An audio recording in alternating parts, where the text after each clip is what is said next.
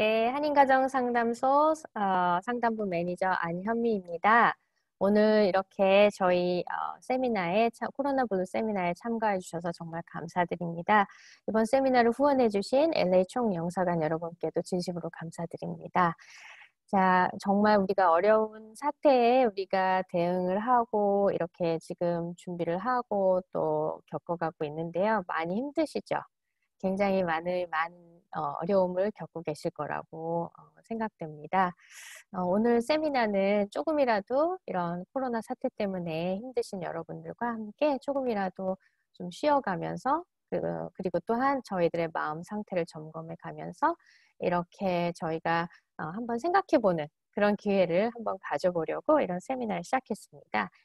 세미나를 시작하기 전에 제가 두 가지 질문을 드릴게요. 나중에 세미나 끝나고 나서 Q&A 시간이 있는데요. 그 Q&A 시간에 한번 제가 질문 드린 두 가지에 대해서 한번 답을 저한테 주시면 감사드리겠습니다.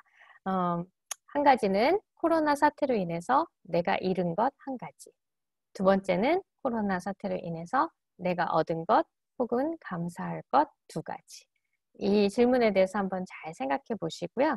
나중에 Q&A 시간에 같이 생각해 보도록 합시다.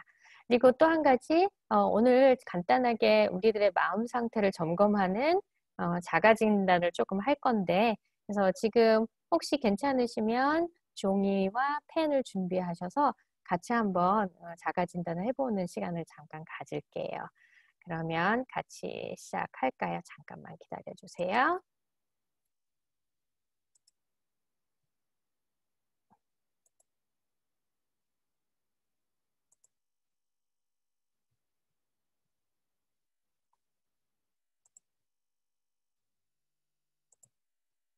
오케이. 자, 그럼 오늘 세미나 아젠다를 말씀을 드리면 먼저 코로나 블루란 무엇인가? 그리고 그 다음에 우리가 마음 상태를 점검할 거고요. 그 다음에 그럼 힘든 상황에 우리는 어떻게 대처할 것인가? 또 우리가 정신건강 문제가 생겼을 때 우리한테 어떤 일이 일어나는가? 그 다음에 우리가 어떤 정신건강 문제가 있거나 어려움이 있었을 때 극단적인 방법을 택하는 이유와 또 우리 한인분들이 굉장히 어려운 상황일 때 자살이라는 굉장히 극단적인 방법을 택하시는 경우가 많아요. 그래서 자살 통계에 대해서 또 간단하게 살펴볼 거고요. 그리고 우리가 위기에 대해서 어떻게 대처할 것인가?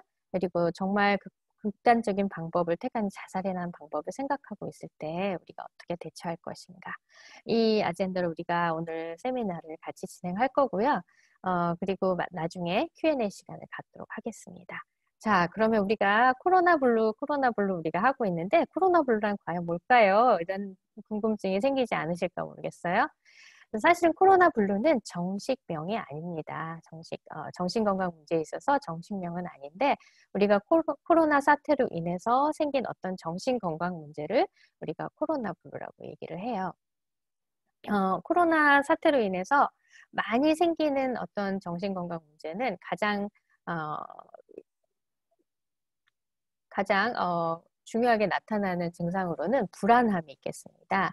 코로나 사태로 인해서 앞으로 어떻게 우리가 가족하고 본인의 건강을 어떻게 지킬 것인지 이런 문제에 대해서 염려하시는 분들도 많고요. 그리고 코로나 사태로 인해서 직장을 잃으시거나 아니면 가족관계에 문제가 생기시거나 아니면 여러 가지 실직으로 인해서 경제적인 압박감이 있거나 우울감이 있거나 아니면 코로나 사태로 인해서 가장 우리가 두려운 게 뭘까요? 우리 미래에 대해서 굉장히 어떤 상황이 일어날지 떤 것도 확실성이 없지요. 그래서 그 미래의 불확실성에 대해서 두려워하는 마음이라든지 아니면 우리가 기존에 우리가 지냈던 직장 생활이라든지 인간관계라든지 이런 것을 할 수 없을 소셜 디스턴싱 상태에 있습니다. 이런 것으로 인해서 우리가 외로움을 겪기도 하고 또 사람들하고 연결되지 않기 때문에 그런 부분에 있어서 스트레스를 받기도 하고 합니다. 자, 그러면 이런 코로나 사태에 우리가 여러 가지 힘든 상황에 접해 있는데, 그러면 우리 지금 현재 마음 상태는 어떨까요? 우리가 지금 마음 상태를 살펴볼 수 있는 간단한 두 가지 방법이 있는데요. 하나는 아까 코로나 사태로 인해서 우리한테 가장 많이 나타나는 증상이 불안함과 우울감이라고 말씀을 드렸습니다.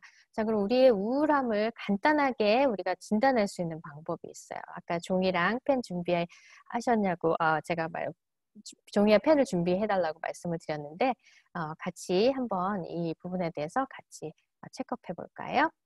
우울함 자가 진단을 하는 데는 보통 2주간의 기간을 우리가 생각할 수 있습니다. 2주 동안에 9가지 질문을 제가 드릴 텐데 이 9가지 질문에 대해서 증상이 전혀 없다. 그럼 0.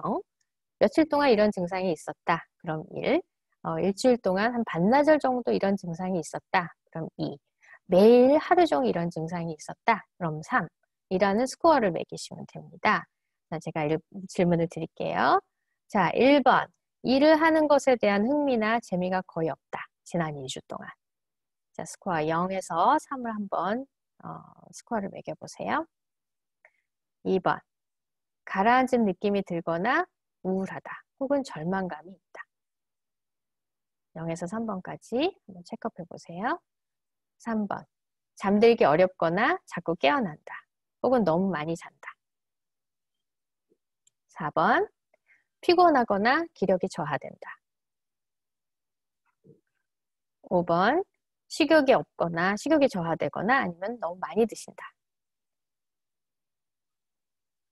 스코어 매기고 계세요. 6번. 내 자신이 나쁜 사람이라는 느낌이 들거나 아니면 실패자다.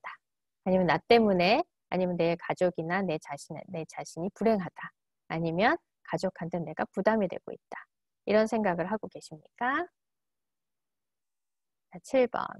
신문을 읽거나 TV를 볼 때 집중하기가 어렵다. 8번. 남들이 알아챌 정도로 거동이나 말이 느려진다. 또는 반대로 너무 초조하고 안절부절해서 평소보다 많이 돌아다니거나 서성거린다. 9번.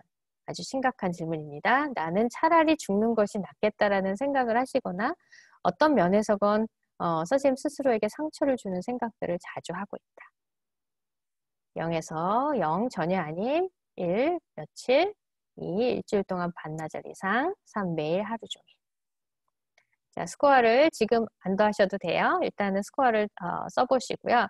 근데 이런 9가지 질문 중에 한 개라도 1점 이상이 있어요. 그리고 그 증상 때문에 선생님들이 직장 생활이나 집안일을 하거나 아니면 주변 사람들과의 관계에 있어서 어떤 어려움을 겪으셨습니까? 라는 질문에 네, 아니요.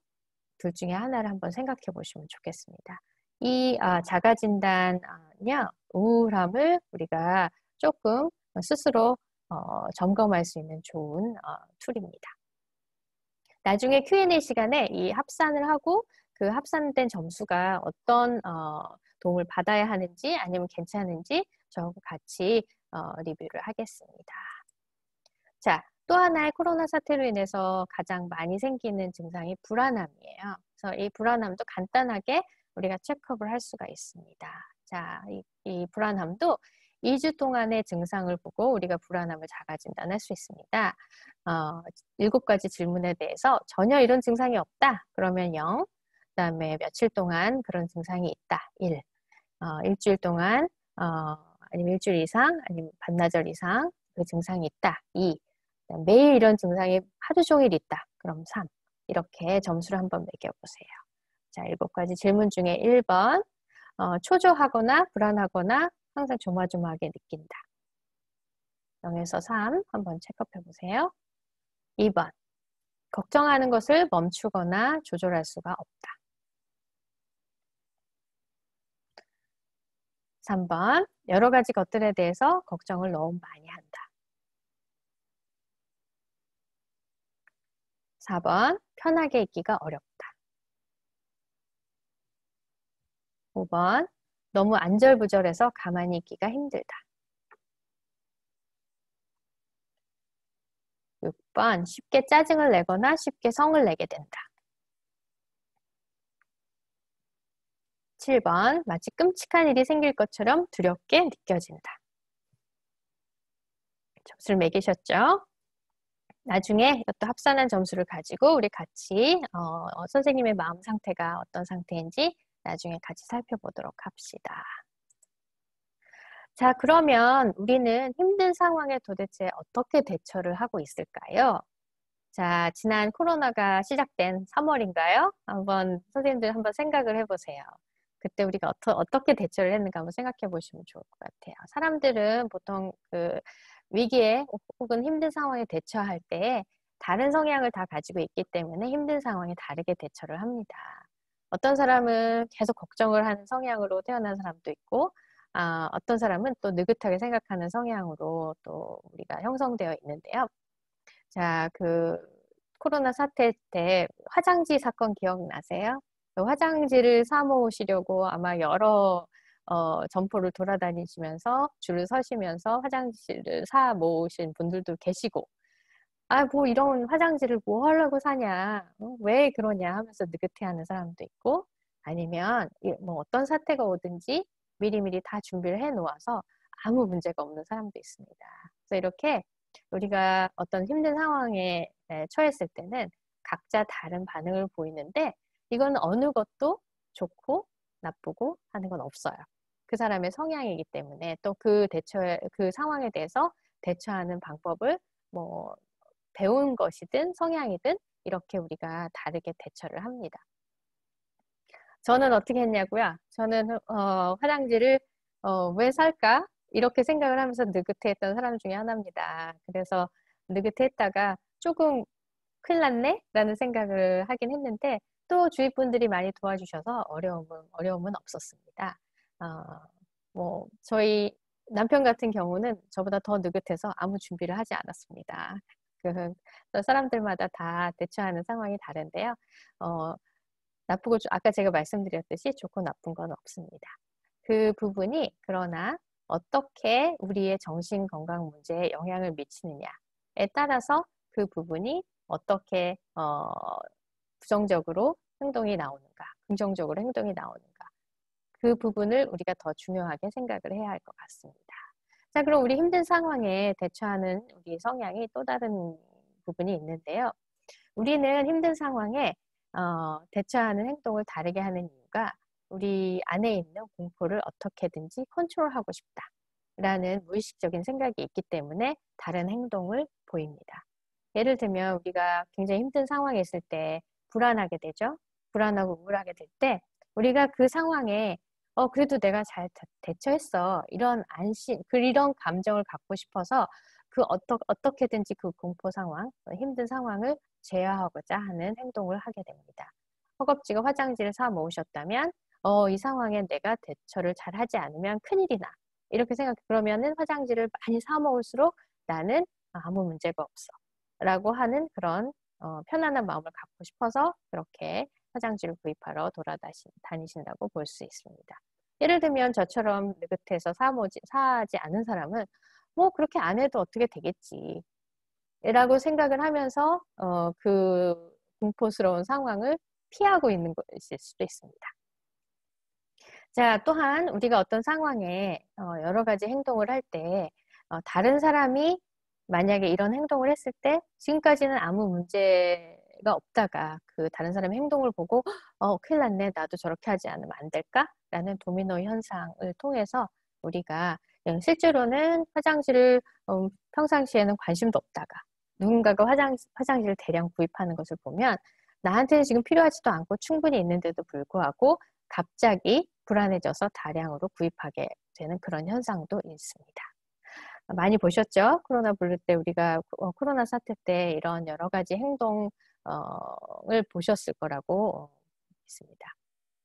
또한 우리는 힘든 상황에 이거는 뭐 우리 유전자에 이미 입력이 돼 있다고 봐도 뭐 과언이 아닐 텐데요. 자, 생각해 봅시다. 예전에 우리가 예를 들면 자동차도 없고 정말 어디에 가서 사냥을 해야만 우리가 살아가는 상황일 때는 만약에 위험한 동물이 왔을 때는 우리가 어떻게 대처를 해야 될까요? 그때에는 도망을 가든지 정말 그 동물이 내가 감당할 수 없는 동물이면 도망을 가야 되거나 아니면 내가 싸워서 이길만 하면 싸우시겠지요? 이게 보통 우리 사람들뿐만이 아니라 동물들도 위기 상황에 대처하는 굉장히 자연스러운 반응이라고 볼 수 있습니다. 그래서 한번 생각해 보세요. 내가 어떤 위기 상황에 처했을 때 과연 나는 싸우고자 하는가? 아니면 도망가고자 하는가? 하는 걸 한번 생각해 보시면 좋을 것 같습니다. 자, 그러면 우리가 정신건강 문제가 생겼을 때 우리는 어떻게 반응을 하고 어떤 생각을 하고 어떤 감정을 갖게 될까요? 자, 우리가 정신건강에 심각한 문제가 생겼을 때는 우리는 사실 부정적인 생각도 있고 긍정적인 생각도 있습니다. 또한 우리의 감정은 부정적인 것도 아니고 긍정적인 것도 아니다. 예를 들면 기쁨, 고통, 공포, 예를 들면 슬픔 이런 것들은 사실 우리가 다 가지고 있는 감정들이에요. 근데 이 감정들은 이미 다 있고 필요에 따라서 그 감정들을 우리가 어떻게 쓰느냐가 굉장히 중요한데 우리가 정신건강에 문제가 생겼을 때는 그 부정적인 생각을 많이 하게 되고요. 극단적인 경우에는 그 부정적인 생각이 유일한 사실이라고 믿어버리게 됩니다. 그래서 그런 부정적인 생각, 예를 들면은 코로나 사태가 생겼을 때 만약에 직장을 잃었습니다. 그러면 예전 같으면 직장을 잃었어도 내가 다른 곳에 내가 뭐 다시 응모를 해서 어떻게든지 길을 열 수가 있어. 이렇게 생각하셨던 분들도 너무나 많은 스트레스가 어, 더해지면 아, 그래, 난 아무것도 할 수 없어. 이렇게 부정적인 생각을 계속 하시게 될 수 있는 상황이 될 수 있어요. 그러면 그 부정적인 생각이 정말 나한테는 진실처럼 믿어져서 그 부정적인 생각을 유일한 사실이라고 믿어버리게 되는 거죠. 그럼 이런 부정적인 시각이 어떻게 영향을 미치느냐. 부정적인 감정을 갖게 하죠. 그리고 그 부정적인 감정 때문에 다시 부정적인 행동을 하게 되고요. 또 그 부정적인 감정, 생각, 행동을 반복하면서 다시 그 부정적인 악순환에 빠지게 됩니다. 자, 그럼 정신건강에 우리가 문제가 생겼을 때 위험한 신호들이 있습니다. 예를 들면 우리가 우울할 수 있어요. 우리가 살아가다 보면 뭐 적어도 3-4번은 우리가 우울감에 빠질 수 있다고 합니다. 그리고 불안할 수 있어요. 이 불안함이라는 것도 사실은 우리 인간에게 있어서 꼭 필요한 감정입니다. 우리가 불안함이 없다면 우리가 예를 들면 학교에 갔어요. 학교에 갔는데 우리가 아무 걱정이 없다면 뭐 시험이 내일인데 아무 걱정도 안 해요. 공부도 안 했는데 그러면 문제가 생기겠죠. 그래서 불안함의 정도에 따라서 그 불안함의 정도가 우리의 생활이나 생각이나 감정에 어떻게 영향을 미치느냐 그 정도가 문제인 거지 불안함 자체는 사실은 좋고 나쁜 것이 아닙니다. 그렇지만 이런 불안함이 지속적으로 있다면 이것은 하나의 위험한 신호가 되겠습니다. 그리고 이런 불안함과 우울감이 계속 지속이 되다가 아, 이게 너무나 고통스러워서 이 고통에서 나는 빠져나가야 돼 라는 생각을 계속 하신다면 그 대처하는 것이 아니라 어떻게든지 도망가시는 걸 생각을 하신다면 어쩌면 이건 위험한 신호라고 볼 수 있겠죠. 또한 이런 극단적인 방법, 예를 들면 자살을 생각하시거나 내가 너무 심한 분노에 쌓여서 누군가를 꼭 해쳐야만 돼 이런 극단적인 방법이 유일한 해결책이라고 생각을 하신다면 이건 굉장히 위험한 상황이 되시겠죠. 그리고 우리가 정말 이거는 자살이나 심각한 정신건강 문제에 있었을 때 정말 중요한 문제인데요. 어떤 분이 나는 살아가는 희망이 아무것도 없어 라고 만약에 자주 말씀하신다면 굉장히 위험한 신호가 되겠습니다. 자, 그럼 사람들은 왜 극단적인 방법을 택하는 걸까요? 여러 가지 요인이 있을 수 있겠죠. 자살 위기 요인으로서 우리가 참 많이 생각해야 하는 부분이 과거에 우리가 어떤 경험을 했는가, 그리고 그 과거의 경험 때문에 현재 증상에 어떻게 영향을 미치고 있는가라는 점을 우리가 살펴보는 것이 굉장히 중요합니다. 예를 들면 통계에 의하면 어렸을 때 아동학대를 경험했거나 아니면 심각한 트라우마를 여러 번 경험했거나 아니면 심각한 폭력을 경험했거나 아니면 정말 수치심을 느낄 만한 그런 경험을 많이 했던 분들이 다른 분들보다 조금 더 자살이라는 선택을 하는 통계가 있습니다. 또한 우리가 지금 코로나 사태에서 가장 지금 문제가 되는 것은 외로움, 소외감이죠. 그리고 경제적 압박감이 굉장히 심각합니다. 사실 이런 부분 때문에 조금 염려스러운 부분이 지금 있습니다.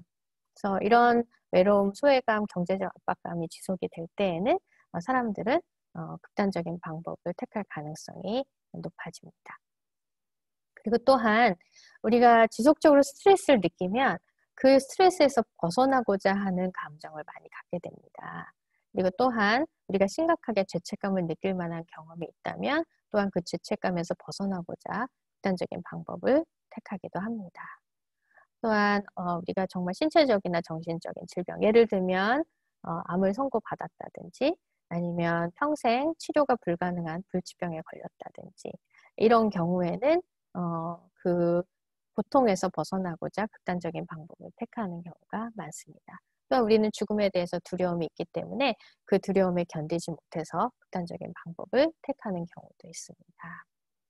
자, 우리가 자살이라는 방법을 택할 때 왜 그 방법을 택하는지 한번 생각해 봅시다. 그래서 자살은 사실은 제가 선택이라고 말씀드렸습니다.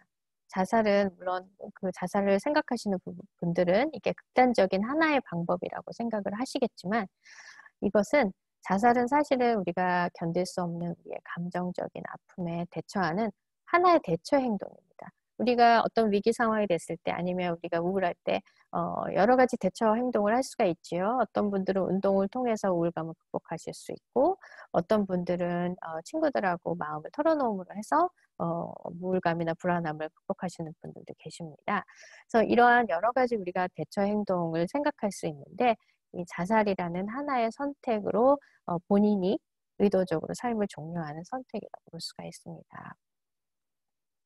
그래서 자살을 시도하실 때 이 많은 분들이 정말 이 감정적인 아픔을 견딜 수가 없어서 이것을 해결하는 궁극적인 방법으로 자살이라는 방법을 택하시기도 합니다. 그러나 우리가 사실은 하나의 선택이기 때문에 다른 선택을 할 수 있다라는 부분을 생각할 수 있도록 도와드리는 것이 굉장히 중요하고요. 지금 만약에 자살을 생각하고 계신다면 아마도 이게 유일하게 내가 해결할 수 있는 방법이라고 지금 생각하실 수도 있습니다. 그러나 사실은 여러 가지 선택 중에 하나이지 유일한 선택은 아닐 수 있습니다. 우리가 자살을 방지하기 위해서는 자살을 생각하시는 분들의 그 얼마나 자살을 생각하고 계시는지, 얼마나 그 자살 시도의 가능성이 있는지, 그리고 정말 그 자살에 대해서 심각하게 계속 지속적으로 생각하고 계셨는지 아닌지에 대해서 잘 살펴볼 필요가 있고요. 그리고 사실 자살 방지에는 가장 중요한 것이 어떻게 희망, 삶에 대한 희망, 삶을 지속하게 되는 이유를 본인이 알게 하고 또 그 부분을 알도록 도와드리는 것이 사실은 가장 중요합니다.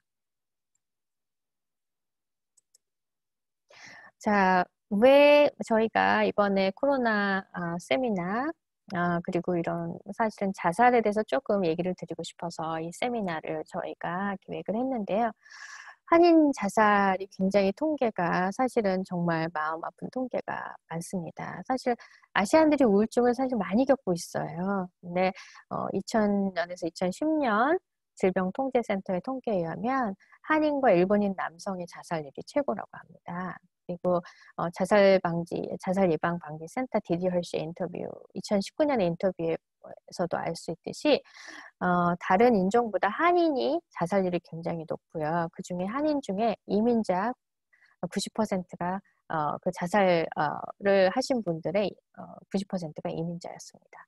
그리고 LA 정신건강보고에 의하면 2017년 인종별에 한인이 가장 자살이 높았고요. 매년 증가 추세를 보이고 있는 것도 우리가 눈여겨봐야 할 것 같습니다. LA 경찰국의 통계에 의해서 2019년 한인 사망 중에서 절반이 자살이라는 통계가 나왔습니다. 굉장히 이것은 높은 수치입니다. 그래서 한국 분들은 남에게 본인의 마음 상태를 알리거나 이야기를 하는 것이 굉장히 힘드신 것 같아요. 남이 어떻게 생각할까? 수치스럽게 생각하고요. 집안일은 집 안에서 해결해야 된다고 생각하는 경향이 높으셔서 정말 심각하고 힘든 경우에 도움을 청하기보다는 자살이라는 극단적인 방법을 택하시는 경우가 높습니다. 자, 그러면 우리가 이런 위기 상황에 살아가면 여러 번 접하게 됩니다. 지난번에 우리가 코로나도 있었지만 산불도 있었지요. 그리고 또 지진도 있었죠. 그래서 우리가 생각할 수 있는 자연재해는 뭐 우리가 통제를 할 수 없지만 언제든지 일어날 수 있는 것이고요. 그리고 우리 건강 문제라든지 실직 문제라든지 아니면 자녀와의 관계라든지 인간관계라든지 우리가 혼자 살지 않기 때문에 우리가 더불어 살게 되면 여러 가지 위기에 우리가 원하지 않아도 처하게 되는 상황이 많이 있습니다. 그러면 우리가 이런 위기 상황에 사실 어떻게 건강하게 대처를 할 수 있을까요? 먼저 우리가 아까 위기 상황에 공포심을 제어하기 위해서 여러 가지 행동을 한다고 말씀을 드렸지요. 사실은 어떤 위기가 오면 우리 기본적으로 사람들은 불안해집니다. 그래서 그 모든 불안한 상황을 통제하려고 노력을 하지요. 그렇지만 우리가 먼저 생각해야 할 것은 우리가 통제할 수 있는 부분과 통제할 수 없는 부분이 있습니다. 예를 들면 지진이 일어났을 때 그 지진 자체를 우리는 통제할 수가 없죠. 그렇지만 그 지진이 났을 때 우리가 그 지진으로 인해서 생길 수 있는 피해를 줄이는 것은 우리가 할 수 있습니다. 그래서 지금 이 코로나 사태에 있어서 지금 내가 통제할 수 있는 부분이 무엇일까를 한번 생각해 보세요. 예를 들면 선생님들이 직업을 잃으셨습니다. 그러면 직업을 잃으신 그 부분은 우리가 통제를 할 수가 없습니다. 그렇죠?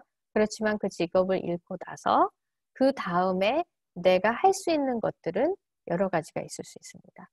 예를 들면 이력서를 쓴다든지 다른 직장을 알아본다든지 이 부분들은 내가 통제를 할 수 있지만 그 직장에 내가 들어갈 수 있다 없다는 내가 통제할 수 있는 부분이 아니죠.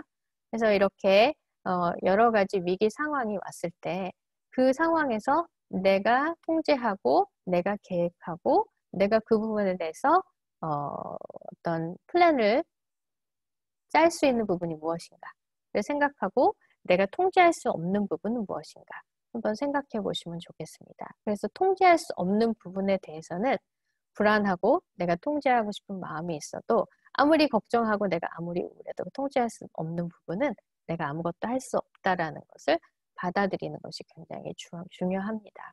사실 우리는 지금 불확실성의 시대를 살고 있습니다. 그러나 사실 미래는 불확실한 것입니다.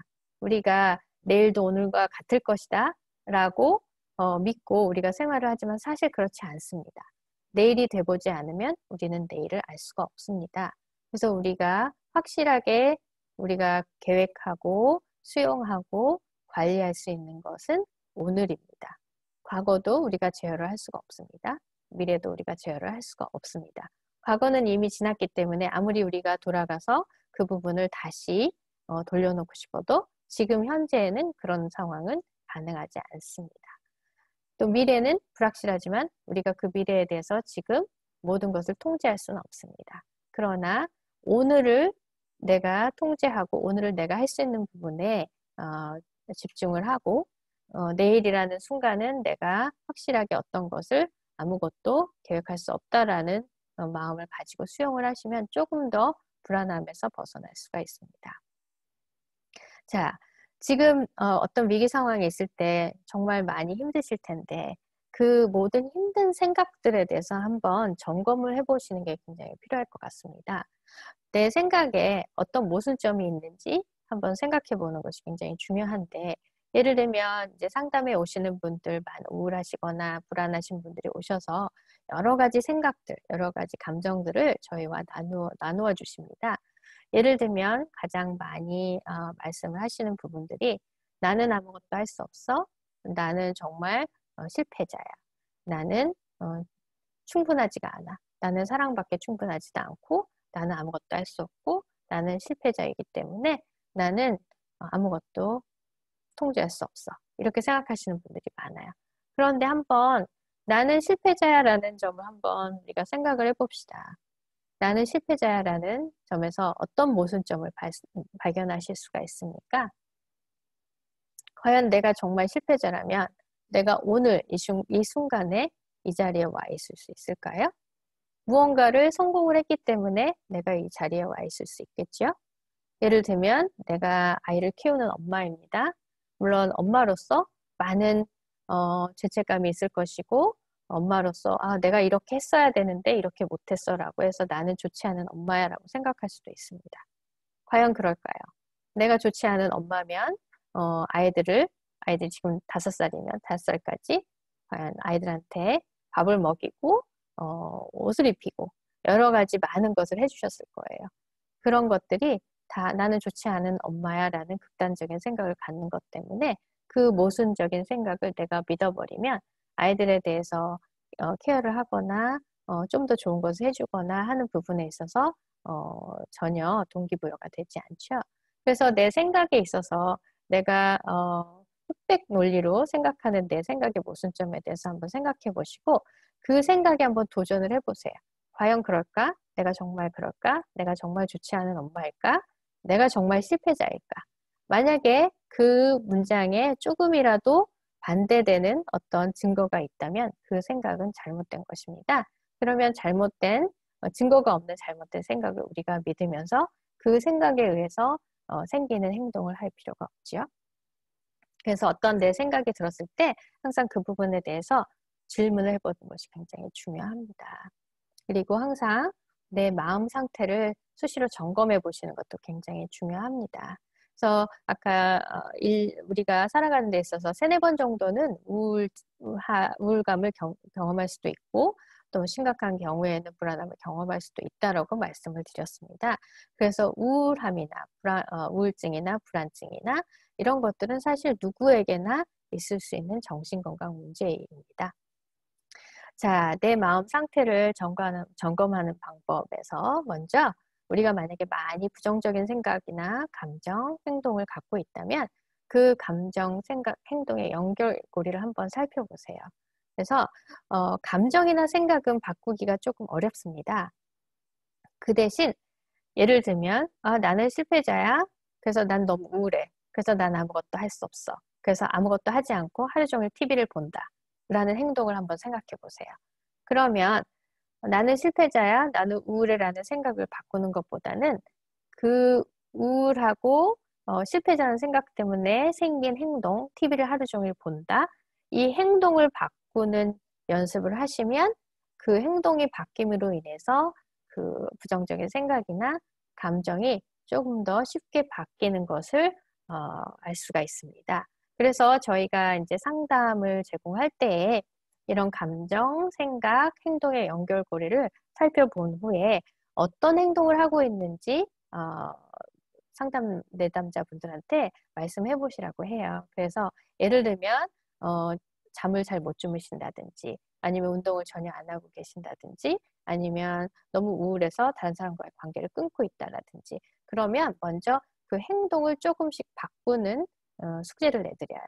그래서 그 행동을 바꿈으로 인해서 생기는 다른 생각, 감정에 대해서 인지하도록 저희가 도와드립니다. 그래서 아까 말씀드렸듯이 저희 정신건강 문제와 신체적인 어떤 그 기능은 굉장히 중요하게 연결이 되어 있습니다. 그래서 만약에 지금 우울하시고 불안하신데 잠을 제대로 못 주무시거나 식사를 제대로 못 하시거나 아니면 일상생활에 문제가 생기셨다면 먼저 수면이나 섭식 등의 일상생활에 있어서 규칙적으로 생활하시는 법을 한번 생각해 보시면 좋을 것 같아요.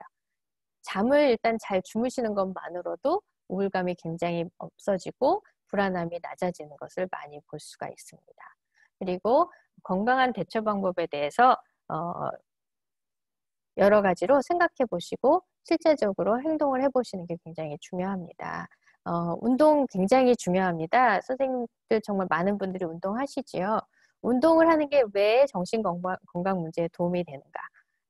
저희 정신건강 문제나 신체적인 문제는 다 호르몬하고도 굉장히 연결이 돼 있지요. 그래서 운동을 하게 되면 아무래도 저희들의 그 기능에 있어서 신체적인 기능이 아무래도 올라가고요. 신체의 기능이 올라가다 보면 정신적으로 여러 가지 건강하게 생각할 수 있는 확률이 높아집니다. 그리고 가장 요즘 최근에 많이 유행하는 심호흡법. 심호흡법이 왜 중요하냐면요. 우리가 심호흡을 하게 되면 우리 머릿속에 있는 많은 생각을 하기보다는 호흡에 집중을 하게 됩니다. 호흡에 집중을 하게 되는 것은 우리의 마음을 과거나 미래에 포커스를 맞추게 하는 것이 아니라 그 호흡에 집중을 하게 함으로써 현재의 우리의 생각과 마음을 가져오게 하는 연습이 있기 때문에 심호 부분 정말 어떤 위기 상황이 있을 때 우리가 객관적으로 그리고 건강하게 대처하게 하는 아주 굉장히 좋은 건강한 대처 방법입니다. 자, 그리고 우리의 마음 상태를 한국 분들은 잘 말씀을 못 하시지만 만약에 정말 내가 믿을 수 있는 친구분들이나 가족분들이나 이런 분들한테 한번 내 마음 상태를 얘기해 보세요. 우리가 우울하거나 불안할 때 나만 그렇다고 생각을 하는 경향이 굉장히 많아요. 그런데 얘기를 한번 해보시면 아, 나도 예전에 그런 생각을 한 적이 있었어라고 말씀하시는 분들을 많이 보게 될 거예요. 그래서 이렇게 마음을 서로 털어놓고 어떤 도움을 뭐 받기보다는 마음을 그냥 쉐어함으로 인해서 생기는 여러 가지 긍정적인 시너지가 많습니다. 자, 우리가 머릿속에서 여러 가지 생각을 할 때는 그 데이터가 머릿속에 있지요. 그런데 우리가 그 생각들을 말로 이제 뱉어냄으로써 우리가 다른 사람하고 쉐어를 하는 동안에 그 부분이 쉐어를 하는 부분에 있어서도 안심감을 얻지만 우리가 말로 한 데이터는 다시 우리가 그 새로운 데이터로 우리 뇌에 저장이 되게 됩니다. 그래서 기존에 있던 우리 머릿속에 있는 데이터와는 다른 데이터로 들어가게 되죠. 그래서 말로 표현하는 것이 정신건강 문제에 있어서 다르게 건강하게 대처할 수 있는 좋은 방법이기도 해요. 그래서 서포트 시스템을 많이 활용하시기 바랍니다. 그리고 정말 이런 여러 가지를 내가 스스로 해보고 도움도 받고 했는데도 해결이 되지 않는다라고 했을 때는 전문가의 도움을 받는 것을 적극 권해드립니다. 전문가와 같이 또 같이 어떻게 문제를 해결할 것인가를 같이 하다 보면 또 더 좋은 방법을 우리가 생각할 수 있게 됩니다. 자, 그러면 정말 정신건강 문제가 많이 힘들 때 우리가 극단적인 방법을 선택하는 분들이 많으신데 한인분들한테 자, 그러면 우리가 그런 자살 상황에 어떻게 우리가 대처를 해야 될까요? 먼저 본인이 자살 충동이 있는 경우에는 굉장히 힘드시겠지만 도움이 필요한 상태라는 것을 인식하는 것이 굉장히 중요합니다. 그래서 자살 충동이 있을 때는 혼자 해결하시는 때가 아니고 꼭 도움을 받으셔야 되는 상황임을 아시는 것이 중요하고요. 전문가의 도움을 꼭 받으시길 바랍니다. 상담을 받으시는 것도 좋고요. 요즘 자살 방지 핫라인이 많아요. 그래서 한국어로도 핫라인이 있습니다. 그래서 꼭 전화를 하셔서 아니면 채스를 하셔서 꼭 도움을 받으시길 바랍니다. 제가 그 자살 방지 핫라인 카운슬러로서 일을 한 적이 있습니다. 볼런티어를 한 적이 있는데 보통 전화를 하시거나 채스를 하시는 분들이 도움을 받으시려고 전화를 하시는 분들이 처음에 거의 100% 나는 자살을 할 거야 라고 말씀을 하세요. 어떤 경우는 내일 몇 날 며칠 숲속에 가서 내가 목에다가 뭐 칼로 그어서 나는 삶을 마칠 거야. 이렇게 플랜을 하시고 전화를 하시는 경우가 많아요. 그런데 얘기를 나누다 보고 그 부분에 대해서 마음에 대해서 공감을 해드리고 하면 거의 80% 이상의 분들이 아니야, 내가 자살보다는 다른 방법을 선택하는 것이 있을 것 같아 라고 말씀을 하시고 전화를 끊는 경우가 있습니다. 그래서 꼭 전문가의 도움을 받으시기 바랍니다. 자살은 사실은 궁극적인 해결책이 아니고 아까도 제가 말씀드렸듯이 여러 가지 선택 중에 하나입니다. 유일한 선택이 절대 아닙니다. 그래서 지금 만약에 자살 충동이 있으시다면 이 부분을 생각해 보시기를 바랍니다. 그리고 주위 사람들에게 적극적으로 마음을 알려주시는 것이 굉장히 중요합니다. 그리고 어떤 통계에 의하면 자살 시도를 실제로 하신 분들 중에 80% 이상이 그 시도 시에 나는 살고 싶다라는 생각을 했다는 통계가 있습니다. 이렇게 생각을 했을 때 분명히 자살 이외에 다른 방법으로 선생님들이 극단적인 아픔이나 감정적인 아픔에 대처할 수 있는 방법이 있다는 걸 꼭 알아주셨으면 좋겠습니다. 그러면 자살을 생각하는 가족이나 지인이 있을 경우는 어떡할까요? 굉장히 힘드시죠? 만약에 생각해 보세요. 우리 아이가 아니면 우리 엄마 아빠가 내 누나가 자살을 만약에 생각하고 있다라고 생각하시면 굉장히 힘드시고 어떻게 해야 될지 굉장히 두려우실 것 같아요. 근데 먼저 이런 자살을 생각하는 가족이 만약에 내가 자살하고 싶을 정도로 힘들어, 삶에 희망이 없어 라고 말을 했을 때 절대로 조언을 하시거나 격려를 하시지 마시고요. 먼저 그분의 마음 상태가 심각한 상태인지 아닌지를 먼저 점검을 해주시길 바랍니다. 직접적으로 굉장히 마음이 힘든 것 같은데 혹시 자살을 생각하고 있어? 라고 직접적으로 물어보시는 것이 굉장히 중요합니다. 먼저 마음 상태를 살펴보실 때 그 가족이나 지인분들이 부정적인 감정이 많은지 아닌지, 부정적인 생각이 많은지 살펴보시고 실제적으로 자살에 대한 생각이나 계획이 있는지 아니면 중요한 건데요. 과거에 시도해 본 적이 있는지 없는지 꼭 직접적으로 물어보시는 것이 중요합니다. 절대적으로 조언이나 격려를 삼가하셔야 되는데 나도 그래 뭐 그런 걸 생각하니 그런 건 하면 안 돼 라든지 누구나 다 그렇지 뭐 이렇게 말씀을 하시거나 자살을 하는 게 아니야 이렇게 하시거나 이런 말들은 삼가하신 건 굉장히 중요합니다. 그냥 그분의 아픔을 정말 아프겠다 정말 힘들었겠다 얼마나 힘들었으면 그런 생각을 하겠니? 라고 공감을 하시는 것이 가장 중요합니다. 그리고 그분들에게도 자살만이 유일한 선택이 아님을 알려주시는 거 굉장히 중요하고요. 그리고 중요한 것은 그분에게 있어서 어떤 삶을 지속할 만한 어떤 것이 있는지 그 부분에 대해서 생각하게 도와주시는 것이 굉장히 중요합니다. 예를 들면 어떤 분들은 강아지가 있어서 가, 만약에 강아지가 있는데 내가 죽으면 그 강아지는 어떡하나 라는 생각을 할 수 있게끔 조금 유도하시고 도와주시는 것이 굉장히 중요합니다. 그래서 또한 다른 대처 방법이라든지 헬라인 전화번호 알려주신 것도 굉장히 중요하고요. 정말 선생님들이 자살을 시도하시는 분들의 그 상태가 굉장히 심각할 경우에는 911이나 PMRT를 부르셔서 적극적으로 도움을 주시는 것이 굉장히 중요합니다. 그래서 저희 한인가정상담소에 전화를 해주셔도 되고요. 그리고 저희 또 디디헐시 한국어 핫라인이 있습니다. 877-727-4747 한국어는 4시 반부터 12시 반까지 전화를 받아주십니다. 그리고 정말 심각한 상황일 경우는 911에 전화를 하시는 것이 굉장히 중요합니다. 제 지금 세미나 아젠다는 이제 다 끝났고요. 아까 제가 질문을 2가지를 드렸습니다. 기억하실지 모르겠습니다. 하나는 코로나 사태로 내가 잃은 것 1가지, 코로나 사태로 내가 얻은 것 2가지, 감사할 일 2가지. 제가 말씀을 드렸고요. 혹시 그 부분에 대해서 나눠주실 분 있으시면 챗에 나눠주시면 감사하겠습니다. 그리고 아까 저하고 자가 진단을 했지요. 불안함 그리고 우울함에 대해서 자가 진단을 했는데 스코어를 한번 합산을 해보세요. 스코어를 합산을 해보시고 그 스코어가 예를 들어 우울감과 불안함에 있어서 5점 정도이면 그냥 경미한 거예요. 그래서 뭐 꼭 도움을 받지 않으셔도 괜찮은데 우리가 10점을 기준으로 조금 상담을 받으시고 전문가의 도움을 받으시는 게 좋지 않을까라고 우리가 판단을 합니다.